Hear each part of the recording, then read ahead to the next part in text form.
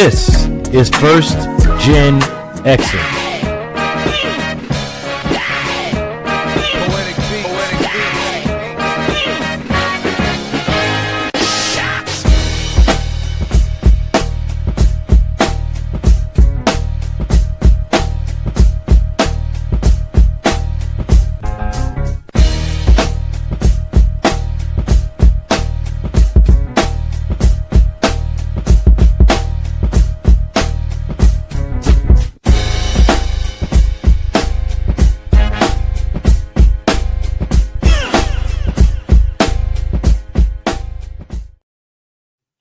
Hello, and welcome to tonight's edition of The Classroom, brought to you by First GenXers Presents on the First GenXers Broadcast Network. I am your host, Dark Lord 100, aka Double KK Double, and I'm here as always with the lovely Miss O'Malley.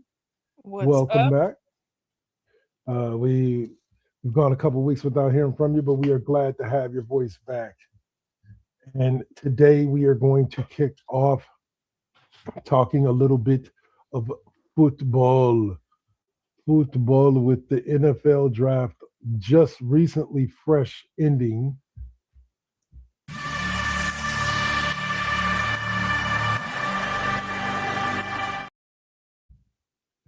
It was on me to ask us what we thought of the draft in general. Since we don't really touch on the 49ers throughout this, I'm going to go on ahead and give my thoughts on their draft. I was just telling O'Malley off air that it's a little befuddling. Their draft kind of reminds me of a draft on like in a Madden or something like that, where you specific like you have those players that will specifically draft to the specific need that they have at each position for the team, and only that. They won't shoot for home runs or the best available talent, and that's kind of what I feel the 49ers did in this draft. How are you feeling about it, O'Malley? I mean, yeah, I guess, sure. I mean, there's been a lot of questions all over the internet as far as their questionable decision making and why did they do this here and do that there. But as we were talking about off air, they know what's going on behind the scenes. So they're drafting the way that they're drafting for a reason. And you have a feeling about them, and so it's one of those things that it may not entirely make sense to you or anyone else, but it doesn't have to at this point, right? As long as it makes sense to them, they have a vision. Yeah, that's what it. And so that's where, do you trust your leadership or not at this point? So. And I would say that although they don't have a championship legacy so far, they do have a legacy that would leave you saying, yeah, I trust them. Yeah. For right now, like I was just saying to her off air, I always say in Shanahan and Lynch, I trust. It's just like with the Warriors back when Bob Myers and Joe Lacob were running things together. I trusted in their decisions and the moves that they made. Those were what? Those were much better times. I know. Those were wonderful times. Jeez. But we're living through the Mike Dunleavy era, and we'll survive it. We'll survive it. We've survived worse. Yeah. So we survived Joe Smith. Okay. Being a number one draft pick. True. We can survive this. So all right. So let's start out at the top. It's the best place to start when it comes to these things. And that was with the Las Vegas Raiders going and getting their guy in Heisman Trophy winning and national championship winning QB Fernando Mendoza. We know how you feel about the franchise. I'm so sorry, kid. This poor kid. Like, I mean, this is one of those. I don't care. Call me a hater. Call me whatever you want. But I don't. As long as you've got the leadership and ownership that this team has, you can draft Fernando Mendoza, and it's not gonna make a difference. Yeah. I mean, for this kid's sake, I hope that I'm wrong. Yeah. I don't think that I am. And it may take several years for the outcome of this to play out, but I think it ends the same. I think Mendoza can have a Derek Carr like trajectory to his career, where he'll have some success, a season or two where they make the playoffs and he plays well, maybe without the injury history. But as far as long-term success, unless there's a drastic change at the top, or somebody who actually knows football has more of an influence over the football decisions that they're making, yeah, I don't know if I see Oakland, named Tom Brady. Las Vegas going anywhere. What's up? I said not named Tom Brady. Hey, if he can help, it is what it is, right? That shit. God. Congratulations to the kid. Even a topic like that. This is actually a thing. Fucking Al Davis is rolling over in his grave. Minority owner. Really hated his daddy. And he loved money. He hated his dad and he loved money. I mean, it doesn't show by the way he dresses. And he drives a fucking minivan and has a bowl cut for a haircut. Sure. When you have enough money, I guess you don't have to worry about how you look, do you? Okay, I guess, whatever. If that's what he's got to tell himself. Exactly. All right. So the surprises started at number 2 in the draft, though, after Mendoza. You had David Bailey. I forgot who they had going. Me and Suave were talking about it. He was talking about him. And the kid that ended up going to Dallas, Caleb Downs. He thought the Jets were going to take him at number 2. And then they ended up taking Bailey, the edge rusher. And then the first major surprise of the first round being Jeremiah Love going to the Cardinals. That's weird. Yeah. Great running back. Don't get me wrong. Like easily considered one of the best players in the draft. Quarterback. And you just got a new head coach, and okay. What? I mean, this is in the. I mean, I guess if you're going in with the mentality of best player on the board, if that's how you're approaching the draft, I guess somebody could say that would make sense. But being in the position that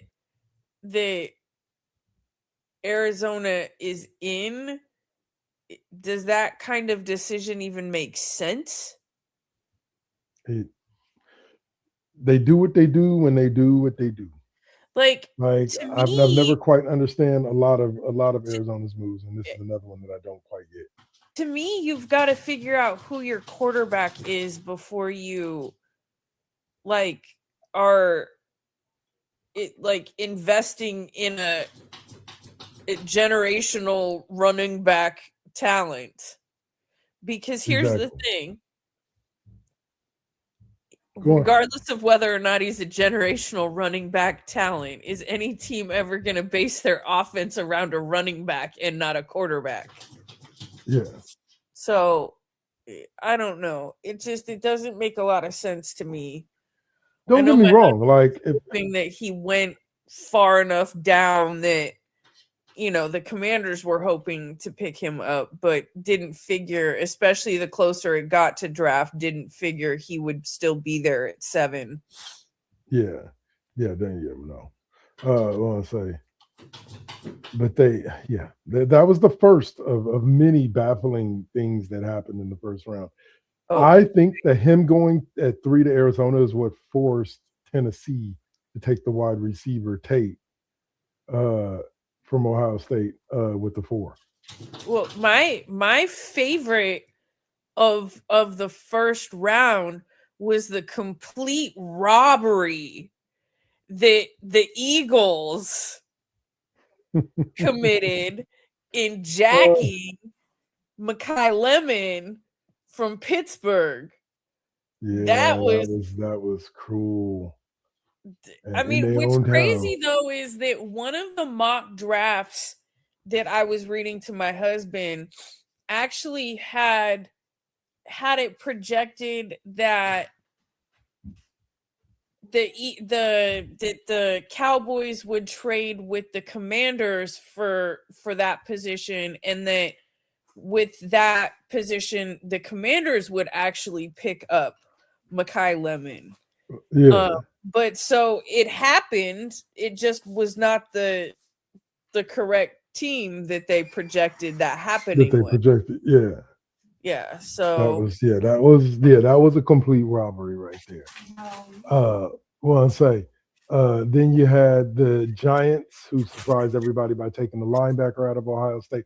Now there was what some could say Buckeye dominance in the first round, as 2 of the first 5 picks were Ohio State's, and 3 of the first 7 were from Ohio State. 4 of the first 11 were all from Ohio State. Like, that's insane to me. Like, yeah, I what mean, was even more insane was this. And Stephen A. I know people don't like Stephen A. Smith, but he said it on Friday morning on First Take. He literally said, "How did Ohio State have that many players taken in the top 11, right, and not win a national title? well, Like, how did you have all that talent and still lost and still couldn't beat an Indiana?" the parts were better than the sum, I guess. I guess so. But I kind of was thinking that myself, as like, in more in the context of wow and crazy, because they weren't even a championship contender this year that Yeah. way, right? You're not, like, that's insane. Uh, like it was like I said, one of many surprises in the first round of the draft this year that just left people going, what? I want to say Sonny Sykes is landed from Ohio State with the Washington Commanders. Yeah. Now that's important because do you know who his NFL comp was? No. Fred Warner.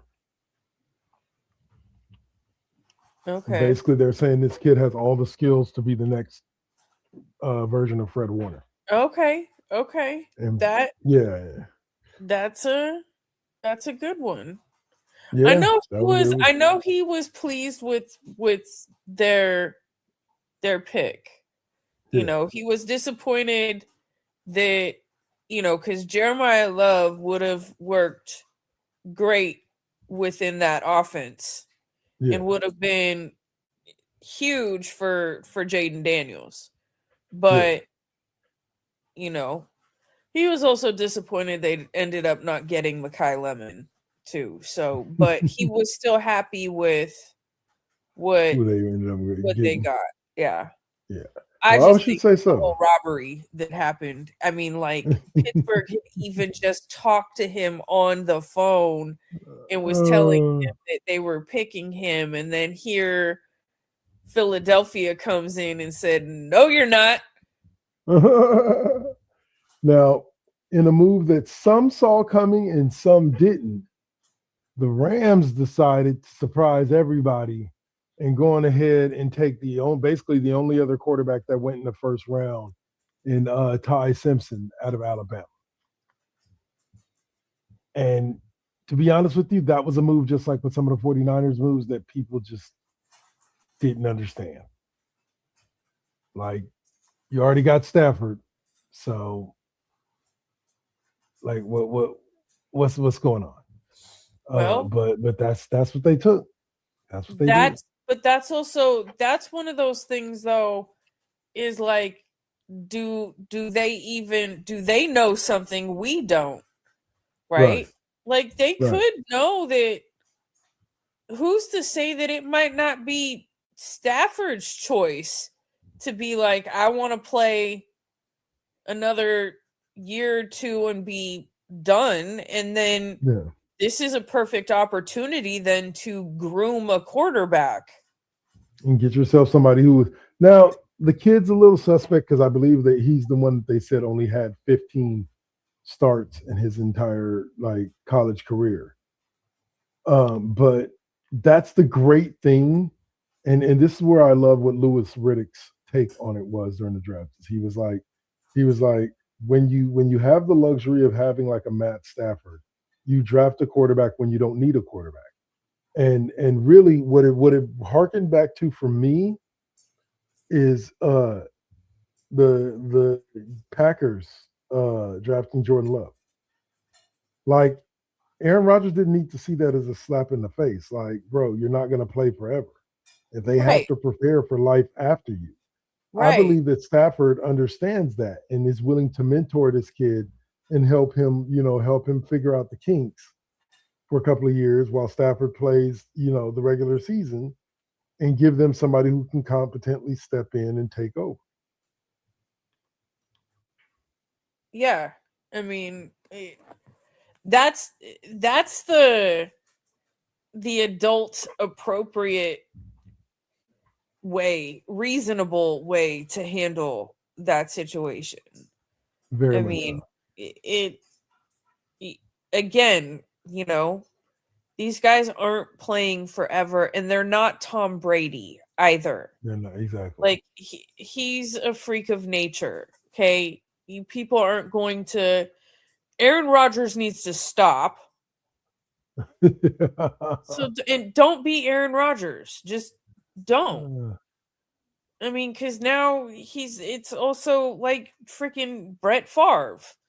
Like, just fucking retire already. But so, I mean, yes, I know that a lot of people were like super shocked by that, and definitely all like, oh, that's the writings on the wall, and all of this and all of that. But I mean, it may have just for them been an opportunity they couldn't pass up. Yep. Taking a kid that can actually help them. Yeah. But well, say there were just counted it up myself right now. There were 9 offensive linemen taken in the first round. Almost a third Wow. of the first round was O linemen, Well, either you know offensive what? tackles or offensive That guards. that actually makes sense if you think about it. Just because there's been some key newer quarterbacks in the last couple of drafts, right? So now teams are working to build around them. Now Said we're players, working to protect our investment. right. So, I mean, that makes sense in that kind of context. Yep. Why do you think what is it? The Raiders, they went on ahead and paid that center from Baltimore ridiculous amount of money, like a record contract to try to protect Well, because Mendoza, or also not they're Mendoza, just but Kirk dumb. Cousins. What's up? I said, well, also because they're just dumb. Yeah. But on But the top of Niners made it such a top priority to bring back Trent Williams. yeah. He No, protects Brock Purdy's absolutely. blind side. Like I get it. Like a good anchor playing, like even in playing video games of football, if you don't have a good offensive line, it's just difficult to play the game because you can't get anything off. There's defenders in your face from the moment you snap the ball, and you got to have an all O line that can protect your quarterback and protect your running back and open up holes. I agree 100% that it doesn't surprise me that a third of the draft. I think it's been a long time since I've seen that many O linemen taken that early. Like Yeah. normally that there's like maybe I want to say 5 or 6 max, but 8 or 9 is like wow, like we really went on a stretch. Well, I mean, you didn't have a lot of teams. We're used to quarterback needy, quarterback heavy drafts, and also where lots of teams just a couple years ago, like it felt like everybody needed a freaking quarterback. And it feels like because we're within a year to 2 years of that, people are still in the like, we think we may have our quarterback testing phase, so let's build around him. You know, if we're thinking, if we feel like we have our franchise quarterback, then we have a duty to build around him, to protect him, to put a solid line. And it's a rookie's best friend. I've heard it said by many players who played in the NFL that a rookie's best friend is a great O-line. It's just that simple. All right. So last thing we'll talk about real quick before we close up football segment will be the New York Jets ended up with 3 total picks in the first round. Starting out with David Bailey, the edge rusher out of Texas Tech. Then they took Sadiq, the tight end out of Oregon. And then they came back in at the bottom of the round and took Omar Cooper Jr. He was one that I was surprised the 49ers didn't get. There was a lot of people linking him to the 49ers at 27. But he is a Jet right now. And you get him out there with what was his name, Wilson, and all them young cats that they have out there, and you got Geno Smith throwing them the ball. I think the Jets aren't winning any playoff games, but I think they can make some noise during the regular season. What are your thoughts on the Jets' busy night in the first round of the draft? I mean, they got to get something together at some point. Something's got to work in their favor, huh? Yeah, I mean, like, you got to work real hard to fuck this up. So hopefully it at least helps them improve. Yeah, hopefully. Keeping my fingers crossed. Like, because who's the coach over there? Aaron Glenn. Like, yeah, bro. Expect to be the next sacrifice of the front office if you don't do something with what you have. And I believe did they keep Breece Hall? Did they end up re-signing him? I'm not sure. Don't make me lie to you. Don't make me lie to you. Hold on. Did Breece Hall actually stay with the Jets?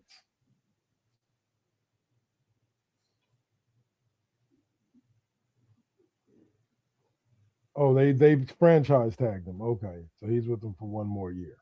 Because I think with the combination of him, Geno's pretty steady with the ball. If they have a decent offensive line, they have some weapons. They have another weapon on defense.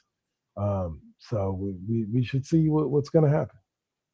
But the NFL draft in total was I think the Niners ended up walking out with like 8 players when they originally only went in with 6 draft picks. So that's not a bad haul. That's not a bad haul. So we're going to get to see these cats on the field next year and see if they can make any kind of impact. But for right now, we're going to go ahead and take our quick 4-minute break, and we will be back after that to talk about the NBA playoffs. You are watching The Classroom featuring the one and only O'Malley right here on First GenXers Presents, either on YouTube, on the WKKW Network, or on First GenXers on Twitch. Thanks for joining us. Peace.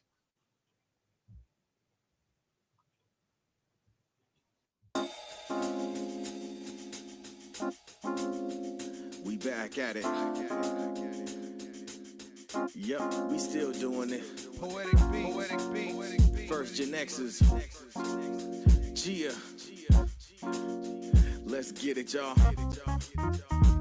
Come on. We back in the building. It's been a long time cooking in the soup kitchen. And I'm chilling with the same. Dropping these beats, won't stop, nope, I can't. Let me get up in the lab, turn it up. Game on with the First GenXers. What's up? Let's flip on the switch or the Xbox and get up in my zone, I'm clowning. Let me clear my throat for a minute. Shout out to my folks while I'm in it. It ain't nothing but love, it's babe business. I really don't know what's so who ain't feeling this. And this is only the beginning. Now versus then, this is something for the chillin'. Poetic got the joints like McDonald's. I'm loving it. It's the first gen. Well, now I'm rocking with Poetic Beats. This is the First GenXers production. Get your PlayStations out. Get your Xbox out. Get your Switch out. Let's get it in, y'all. Holla back.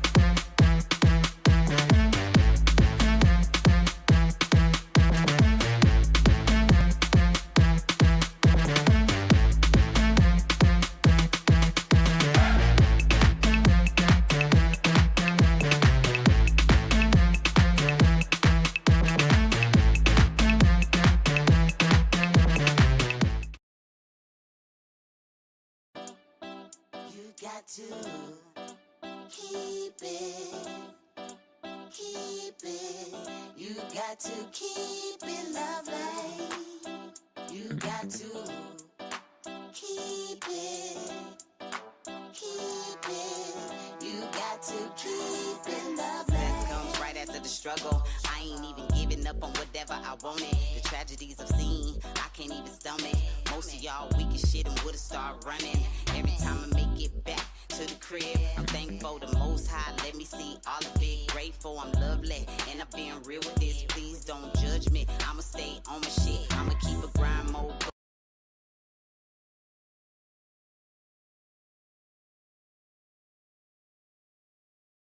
Adam's family like dynamic between Pugsley and Wednesday. Like very true. Yeah. Well, I always temper this because I think I did not like the receiving caution tagline. I've also seen what Chase Center looks like when the Valkyries are fucking playing, so fuck all of you. Because Chase Center is packed no matter what's going on.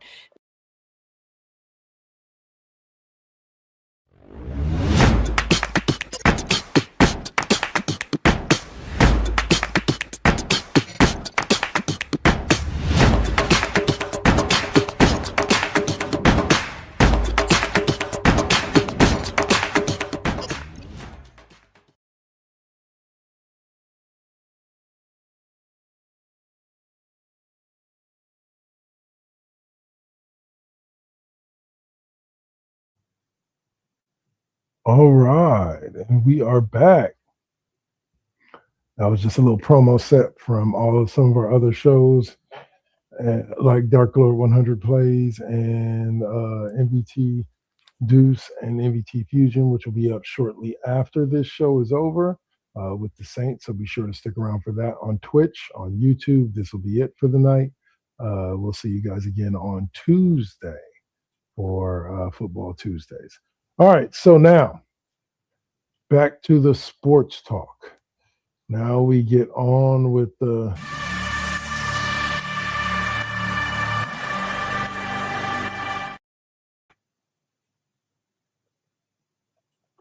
basketball talk. The NBA playoffs are completely descended upon us, and the basketball gods hate me. Why do I say the basketball gods hate me? Because as much as I am not a hater of LeBron James, I hate the way his fans get when he wins. And it looks like with Kevin Durant out game 4, the Lakers are about to get that sweep on the Houston Rockets. O'Malley, God, they're going to be that much more insufferable. Yep. This is the whatchamacallit, his greatness not realizing that the key to his greatness is the fact that despite being 41 years old, he still has one hell of a team around him. Yeah. This is why I've never understood the narrative. Oh, he needs to carry a bunch of scrubs.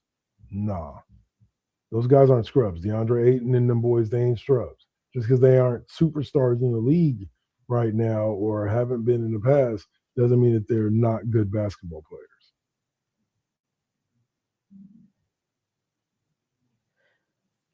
But yeah, so but yeah, sorry, O'Malley. I didn't mean to catch you. I just realized that I just did that. My bad. No, go ahead with your thoughts on it. That's fine, and I completely agree. I mean, they're just like him in this context. He gets all the glory without any of the consequence for when shit goes wrong. It's either look at what amazing he's doing at this point and never like look at what the team around him is doing at this point. But then when they lose or something goes wrong, it's because it's all these scrubs around him and he's got to be carrying them. And it's like, you don't get no. You don't You don't get to have it both ways. Oh, just like no, and these guys are not, they're not scrubs, as you were saying. They would go have much more focus on them if they were on any other team other than a team that LeBron is on. So and here's the thing with it is that it's one of those things where okay, the Lakers are down two of their guys, the Rockets are down one of their guys. The Lakers have had a pretty deep team. Marcus Smart, DeAndre Ayton, fucking Rui Hachimura. Like they've had a pretty deep team of decent players for a while now, you know, and so to say that LeBron is being asked to carry a team to a championship, no. LeBron is asked to be the steadying veteran force that he should be as a 40-plus-year-old, 20-year-plus player in the league. He should be the team mascot at this point. He should be able. Should he be able to go out there and score 50 points? No. But should he be able to steady the ship and keep the team on track and moving forward and playing their best basketball? Yeah, he should be able to do that. And so far, he's done it. But the next task that they have coming up, if they once they make it past Houston, I think is going to be something that's going to be completely different for that team, and that is the Oklahoma City Thunder, who are currently up 3-0 over the Suns.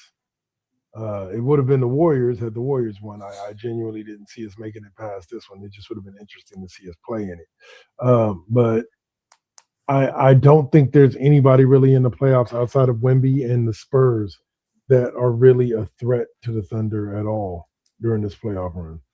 I don't disagree. I've kind of just expected to see it be OKC and San Antonio kind of in the end. On the collision course, yeah. Yeah, I mean, I think that's kind of what everybody's expecting. I mean, outside of delusional LeBron fans. Yeah, and it's not a matter of like LeBron's not good enough to lead. Like even prime LeBron wouldn't be good enough to lead that Lakers team over the Oklahoma City Thunder. That team is just too deep with first round players and players that are solid and so solid role players. Young. Yes, and young. So they're not going anywhere for a while. Yeah, old man. Just give it up. But at the end of the day, can he go out there and have some fun and play the best basketball he can play? Sure. And I'm pretty sure, I think at some point during the playoffs, if they can make it past OKC, they might be able to get Luka back. I doubt they're getting Austin Reeves back because I believe he was a blown Achilles. So, What is up with all the freaking Achilles, man? They're all out there trying to do too much. Them low top Not- sneakers. Yep. Oh man. All right. And then so the other whatchamacallits, and a surprising twist last week when me and Suave talked about it, the Nuggets were up 1-0. Boy, have the tides they changed. With the Nuggets now being down to the Wolves 3-1. Well, unfortunately, this is going to be one of those. They may win this battle, but they're going to lose the war overall. Like, Yeah. I don't see them getting out of the next round after just dropping DiVincenzo and like you're down 1-2. Yeah. Like, I mean, it sounds like they could get Ant back. Yeah. But DiVincenzo's DiVincenzo's done. Yeah. That's another Achilles. So, and I mean, that it sucks for them, but Yeah. this is not dissimilar to what happened last year. With the Warriors, yep. I was just I gonna say the mean, exact same thing. And freaking Tatum and freaking what's Yep. his face out of Halliburton. Yes. Like it's crazy that we're having these back-to-back years where like prominent injuries are happening. It's crazy. So I mean, next thing you know, it's going to be LeBron with a career-ending. One can dream. But they like the Pistons. They got Cade Cunningham back. I know, but they like the Pistons got Cade Cunningham back after a collapsed lung. well, yeah, that's What? crazy too. Like, Who that won his was appeal? insane. Him and Luca Yeah. won their appeals. But Ant did not. Correct. Yes, that was insane. And then finally, we had a series that looked like it may be an upset, but now it looks like it's back on track as Wemby has passed the concussion protocol and will play in Game 4 against the Blazers. So I would expect that it will be a gentleman's sweep, and the Spurs will wrap it up in 5. I mean, it's crazy because they're talking about if the Blazers get through this, like, is Dame. I mean, there's been rumblings like, could Dame make it back? Come back fast enough to be able to join them in the second round. Is this where you want that to happen? But I mean, this is the game that we're talking about. But I think if they actually make it past the Spurs, and he can play and he can be cleared, I think for 100% sure he'll play because it's too important. You know what I'm saying? But I think that if it's like trying to play him towards the end of this series, I think this no. They would have to have made it through this for it to even be a reason for him to attempt that. Very much so. Very much so. But congratulations to the Spurs. Like I said, they managed to capture one without Wemby because I don't think he played Game 3. But he is a big deal. If you've seen that fall of his, oh my God, like, ow. Like his head like inadvertently slammed on the parquet floor, and it was not pretty at all. Yeah. Like so I'm glad they kept him out of game, let him sit and gather his bearings about him on the earth, and then get back out there and play some basketball. Because he's a 40-20 guy if he's healthy. Yeah. But slamming your head on the ground like that ain't gonna no. Absolutely not. So, all right. So we'll move forward now to, speaking of Cade Cunningham, the Pistons, who are currently down 2-1 to the Magic. What? The same Magic team that people didn't think were going to beat the Hornets? what they did, Mm, and now they're sitting here up 2-1 on the number one seed Pistons. Are the Pistons paper champions, O'Malley? Are the Pistons paper Tigers? I don't know. I don't It looks know. I like don't it. know. It could be. If I don't Orlando know what's knocks them off, going on. Somebody that could be the story. maybe people slept on Orlando. True. They do have a talented roster over there. It's not Dylan Brooks. Who was the other one from Memphis that got traded over to God, I can't Orlando? freaking stand Dylan Brooks. Oh, Fucking hate him. he landed in Phoenix. They getting their I know. butts whipped by the Thunder, so I'm good with that. Yeah, I am too. But I forget who was the other one that got traded to whatchamacallit, but to the Magic. But it sounded like they are finally starting to click. Well, So more power to him. Yep. And it looks like the Cavaliers have finally taken control of the matchup against the Raptors. I don't know what it is about the Raptors in the playoffs, but the Raptors have always been a tough matchup Well, for anybody, whoever they play in the playoffs. yeah. You know, you're not gonna knock them out easy. No, I mean we learned that in a finals championship. Yeah. So yeah. That was back when they had, as Suave would say, Kawi. That was back when they had Kawi. I'll never forget. Like 3 days ago, I'm sitting there talking to him, and we're talking about Kawhi. And he goes, and he says, first he calls him Kawi, then he calls him Kawhi, then he calls him Kawi. I was like, you can't even decide which one you want to call him, huh? He's like, what do you mean? I was like, bro, every time you say his name, you've been saying Kawi for the longest time. It's Kawhi, bro. Like the ESPN, everybody has told us a bunch of times it's Kawhi. And he was like, oh yeah. I was like, but you keep calling him Kawi. I was like, it's almost like it's not, it's inadvertent, but it's not. You know, like he maybe started calling him that a while ago and just couldn't stop himself anymore. Right. But yeah.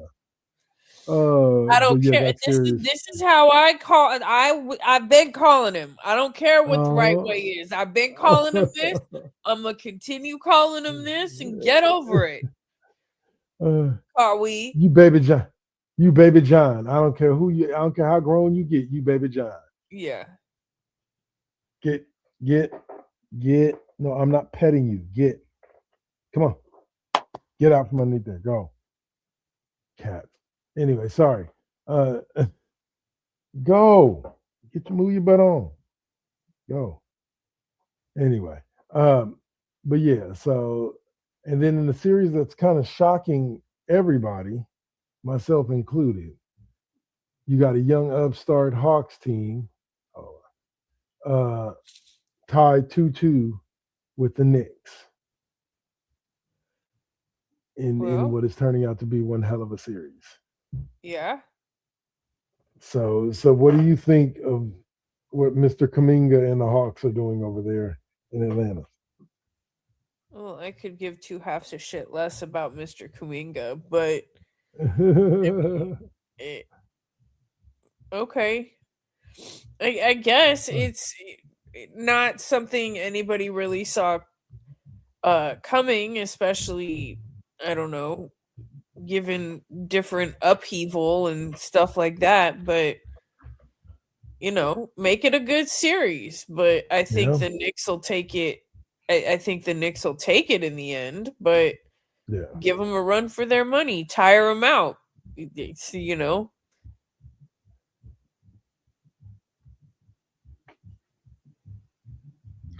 100%. Like tire them out, because I think they would get the Celtics next, who are currently up 2-1 over the Phillies. Okay. And Boston's healthy and looking raring to go. Yeah. With Peyton Pritchard and Jason Tatum again. I see the conference finals most likely being the Celtics and not Detroit, evidently, but maybe Cleveland. I think I have been thinking, and I think I've been on record as saying this before, that I figured that it would be the Celtics in Cleveland. Yeah. But I think ultimately it's going to be the Celtics. There you go, Chunker. Over there. And those two teams have earned the right to me to be there because both of them have worked to build those squads that they have. Yeah. And yeah, I would love to see it. All right. So the last thing we'll talk about here is, I know you've probably heard about Steve Kerr and his lack of decision about whether or not he's going to be coming back. Would you prefer or not prefer to see Steve Kerr make his way back? What do you think about the fact that the rumor is that they potentially could go after Golden, the head coach of Florida, the Florida basketball squad in college basketball? Well, okay, so my husband is of the belief that Steve Kerr needs to go, like yesterday. Okay. And I get where he's coming from that. I do feel like he's a little stuck in the past and in the same kind of thing going on. And I feel like there needs to be more adapting, more growing, more evolving than what this team, I think, has been doing. But on the other, it is almost impossible for me to think of, especially while you've still got Draymond and Steph, it's hard for me to think about anyone but Steve Kerr coaching them. It is. It's just it's hard. It is. I understand. Also, how are you a coach with the exception of like a very select few who could be viewed as, I mean, you're coming into a team to coach a team who the two main players on that team are going to own you, basically. Like, they are the team. They're grandfathered in. Anything, it's just a different dynamic. It's different. So, it's hard to think of another coach coming in, but honestly, it might be what is needed at this point. Like, nothing against Steve Kerr. I think he has done absolutely amazing things for this organization.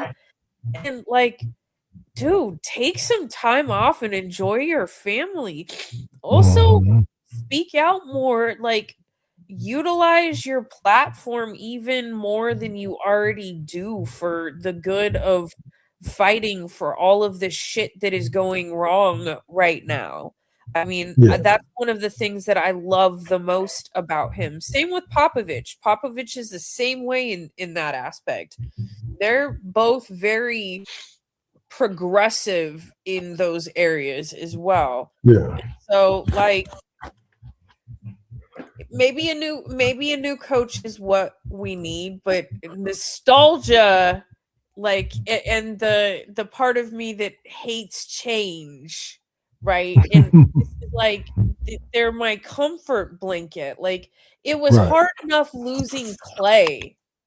Okay. It was hard enough losing Clay and even Iggy in a lot of ways. But like, Kerr is next, and then who? Then what? Okay, and then there were two. Yeah. It does irritate me a lot to hear when people say, "Oh, Steph should ask for a trade." Why? Like, don't get me wrong, Steph wants to win championships, but he doesn't want to wear another jersey. He said that multiple times. Yeah. And even if it gets to the point where I think the only way he's going to win another championship is to wear another jersey, I think even at that point, Steph Curry is just going to go, you know what? I've won enough. And all of that, because I don't think Steph hears those birds chirping in his head the same way like a Kevin Durant does. You know, like I think Steph ignores them. Like he knows what his legacy is. He knows what his impact on the league has been. Also, yeah, but also, I mean, he doesn't have any. Who is he trying to be better than at this point? What more does he have to earn or to gain by going? Okay, so that's one more championship. Like his how many where he is in having championships in the time that he's done it is like and he's already gotten the payday. So like at this point I agree. I see him retire before I see him go to a different team. Right. Very much so. Here's a quick fantasy nugget. Fantasy is in video game, not fantasy is in fantasy basketball, but fantasy nugget. Playing an online dynasty with Swab, right? Swab, we made he had us do expansion teams. He took one in Las Vegas, I took one in Seattle. He's had Steph Curry on his roster for the past 13 seasons. Steph is approximately 59 years old and will be 60 before the end of the season that we're simulating through. And Steph Curry still keeps re-signing. He hasn't played a minute of basketball in like almost a decade. He's just on the bench, existing. That's hilarious.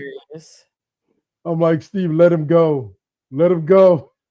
He's like, no, he must retire. I'm not letting him go anywhere else. I was like, he's out there with a walker, dude.